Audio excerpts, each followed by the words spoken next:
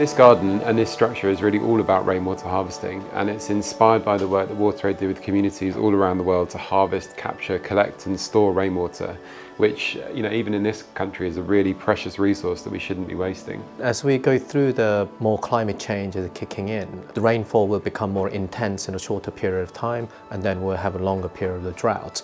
And the way that the water needs to be managed in our individual homes and gardens will become more pronouncedly required by the governments and as well as our individual effort.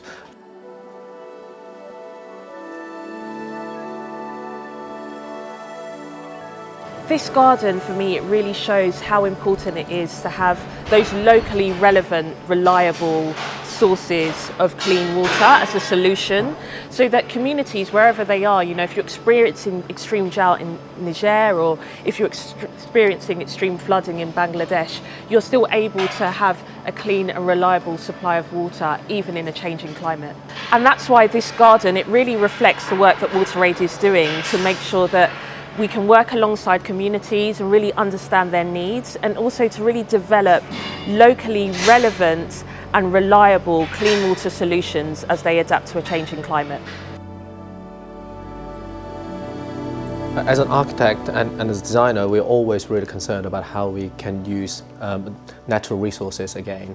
And inspired by many technologies now we actually use in our built environment, this a garden and a pavilion is a little representation of what's actually needed in this built environment more urgently than ever now. The pavilion isn't the only way that water is being captured and harvested in the garden. We've got lots of different depressions, sort of low points, swales, channels.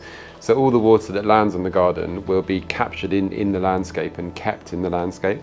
And this is really important for a number of reasons. One, it's great for wildlife, so to keep water in your garden is a really good way to encourage birds or insects or even amphibians. It's also really useful because it is slowing the flow of water, so it can help prevent flooding. And it's just really important that we start to think about water. We should really value water, and we should be utilising it in so many creative ways, which I think with this garden we're really trying to demonstrate. So the cladding is a very important component that has this substructure that is the bent rebar, and then we have to figure out how to fix those positions so the guys can basically shape it around the form to achieve the form that you've designed. Another very important part of the whole structure is the planting support, so where does the planting go and how we've designed around that. So those triangular components are supports for planters, so that's where all the planting would sit. And then on the top as well, some other components span out where they also support most of the planting for the garden design. So we're hoping that a lot of planting will be done on the ground plane, and then we're going to be lifted up. I guess we'll see that how they come together. And another interesting part for me is whenever then the translation happens, this was fully three-dimensionally modeled in computer space, and the cladding is broken into 299 pieces, you said? 299. And these are precisely cut, CNC cut elements, but it'll be hand molded into a natural shape.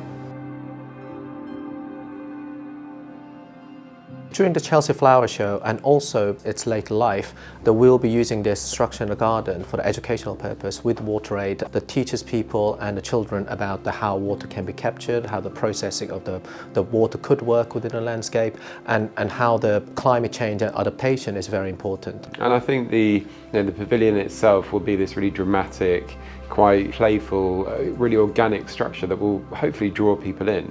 So as a resource for WaterAid, as a space to bring people together, to learn about sustainable water management, to talk about the work that WaterAid do in communities all over the world, we really hope this pavilion will provide that, and the garden will provide that resource and that way to communicate with people on a deeper level. When we take care of our water resource, it can make such a huge difference. Parents are able to send their children to school, farmers are able to work. Like, it really does help people live their lives to the fullest. And so I hope finally that this garden helps to raise that awareness that the climate crisis is a water crisis. And we're just really excited for as many people as possible to see the garden.